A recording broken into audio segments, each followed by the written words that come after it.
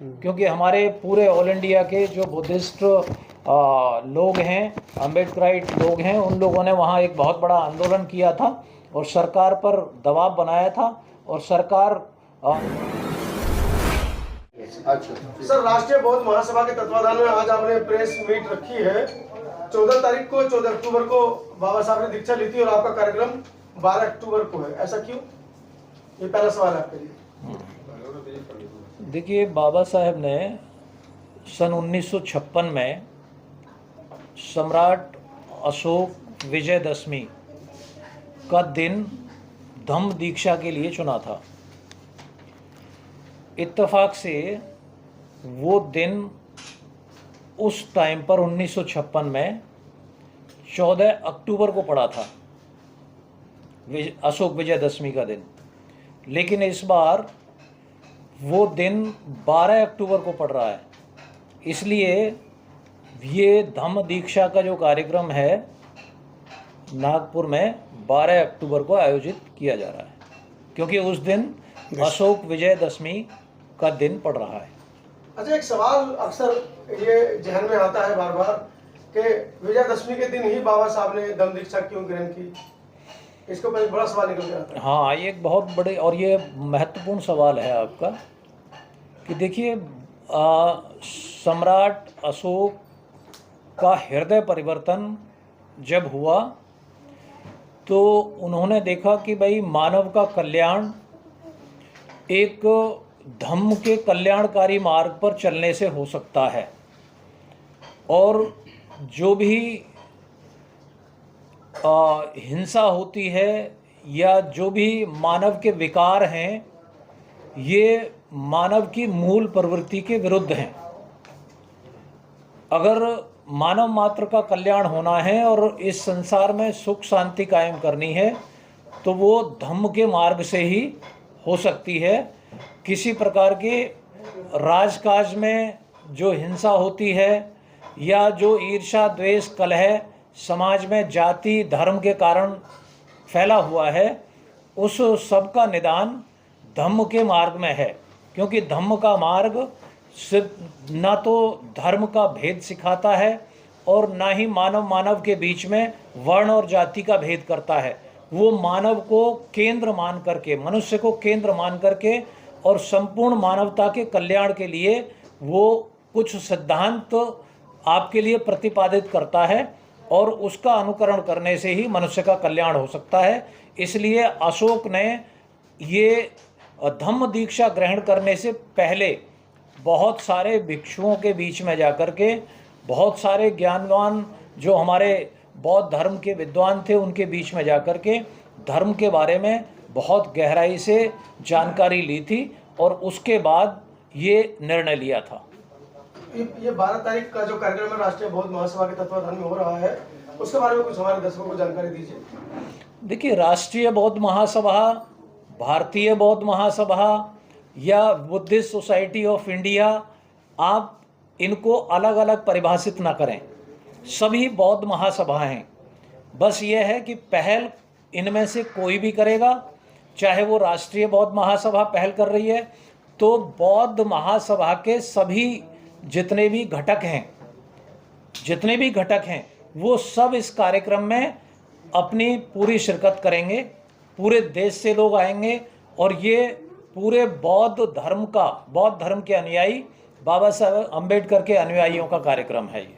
अच्छा, बाबा साहब ने पूरे देश में काम किया, पूरे देश में जन जागृति फैलाई, तो बौद्ध धम्म दीक्षा बाबा साहब ने नागपुर में ही क्यों ली? ये भी एक विषय है चर्चा का। एक्चुअली आपको मालूम है कि नागपुर क्यों पड़ा है? वो नागपुर जो है नागवंशियों की राजधानी थी। और नागवंशी कौन थे? देश के मूल निवासी जो प्राकृतिक जीवन में विश्वास रखते थे, जो प्रकृति पूजा में विश्वास करते थे और जो प्रकृति के समीप रहते थे। प्रकृति के समीप होना ही या प्रकृति में समाहित होना ही बुद्धत्व है। जैसे बुद्ध को प्रकृति स्वरूपा कहते हैं, जो प्रकृति के साथ 100% तालमेल बिठा लेता है वो बुद्धिज्म की तरफ अग्रसर होता है।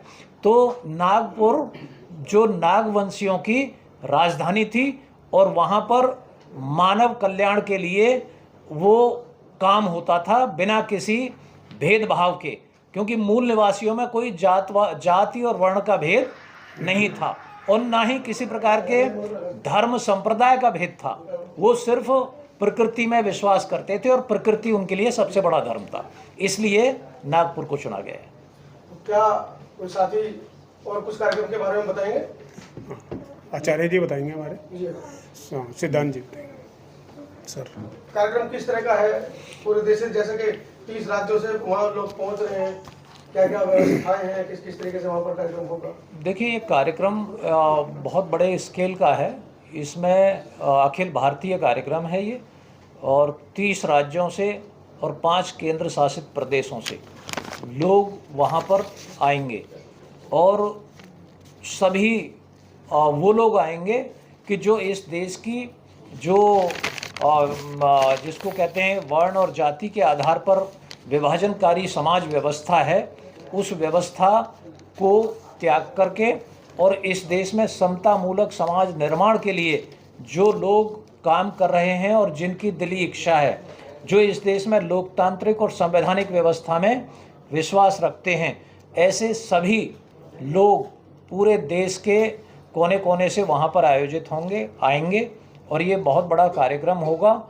और वहाँ पर लोगों के ठहरने की व्यवस्था है, खान पीन की व्यवस्था है, और वहाँ पर एक बहुत बड़ा सम्राट अशोक के जीवन काल पर एक बहुत बड़ा नाटक का मंचन भी किया जाएगा। कार्यक्रम की अध्यक्षता मुख्य अतिथि और जो धम्म दीक्षा जो दे रहे हैं उनके बारे में कुछ हमारे दर्शकों को। हाँ, देखिए, यहाँ पर जो कार्यक्रम किया जा रहा है, ये कार्यक्रम यहाँ धम्म दीक्षा का जो कार्यक्रम होगा वो पूज्य भदंत महास्थिवर ज्ञानेश्वर जी कुशीनगर देंगे। जो धम्म दीक्षा देंगे वो ये हमारे पूज्य भदंत महास्थिवर ज्ञानेश्वर जी कुशीनगर वाले देंगे। देश के सबसे वृद्ध और अनुभवी हमारे बनते हैं वहाँ पे, तो वो देंगे। और इस समारोह की जो अध्यक्षता होगी वो पूज्य भदंत महास्थिवर नागार्जुन सरई सुसई, जो जापान के बहुत प्रतिष्ठित और विश्वविख्यात बुद्धिस्ट मॉन्क हैं, वो इसकी अध्यक्षता करेंगे। और इस कार्यक्रम में जो महती भूमिका अदा कर रहे हैं और जिनके नेतृत्व में ये कार्यक्रम आयोजित किया जा रहा है, वो श्रद्धेय धर्म प्रकाश भारतीय बौद्ध जी, जो संस्थापक हैं राष्ट्रीय बौद्ध महासभा के और पूर्व में वो विधायक रह चुके हैं, वो इस कार्यक्रम की अध्यक्षता करेंगे, जिन्होंने प्रत्येक प्रांत में जाकर के लोगों को जगाया है और अपने धर्म की तरफ लोगों को आने के लिए प्रेरित किया है। और भारत में उन्होंने अपना राजनीति से त्यागपत्र देकर के इस धम्म के कारवां को आगे बढ़ाने का उन्होंने संकल्प लिया है। वो इस कार्यक्रम की अध्यक्षता करेंगे। और इस अवसर पर हमारे भंते धम्म सारथी, भंते सत्यानंद एवं भिक्षु संघ धम्म देशना देंगे। भिक्षु संघ रहेगा वहाँ पूरा, जो धम्म देशना देगा। उसके बाद सर, जहाँ पर ये अब दीक्षा होने वाली दीक्षा भूमि, वहाँ पर कुछ विवाद भी चल रहा है, क्या वो विवाद सोल्व हुआ? वहाँ पर आंदोलन भी हुआ, क्या वो विवाद अब सोल्व हो गया? कोई जानकारी है उसके बारे में? देखिए, भूमि पर निर्माण को लेकर एक विवाद था। दीक्षा भूमि पर निर्माण को लेकर एक विवाद था पिछले दिनों, पार्किंग को लेकर। मेरे ख्याल से वो विवाद शायद वहाँ पर उसका निराकरण कर दिया गया है, समाधान हो गया है, क्योंकि हमारे पूरे ऑल इंडिया के जो बुद्धिस्ट लोग हैं, अम्बेडकराइट लोग हैं, उन लोगों ने वहाँ एक बहुत बड़ा आंदोलन किया था और सरकार पर दबाव बनाया था और सरकार जनमत के सामने झुकी है और उसका निराकरण हो चुका है। सर, प्रेस रिलीज आप करने। हाँ, मैं दिल्ली प्रदेश प्रभारी राष्ट्रीय बौद्ध महासभा, आपके लिए एक प्रेस रिलीज़ जो हमने अभी उसके बारे में आपने क्वेश्चन कुछ किए थे, उनका जवाब भी आपको मिल गया। और ये हम दिल्ली प्रदेश की तरफ से प्रेस रिलीज़ कर रहे हैं आपको। और इसमें जो वहाँ का जो प्रोग्राम है नागपुर का सारा प्रोग्राम इसमें है।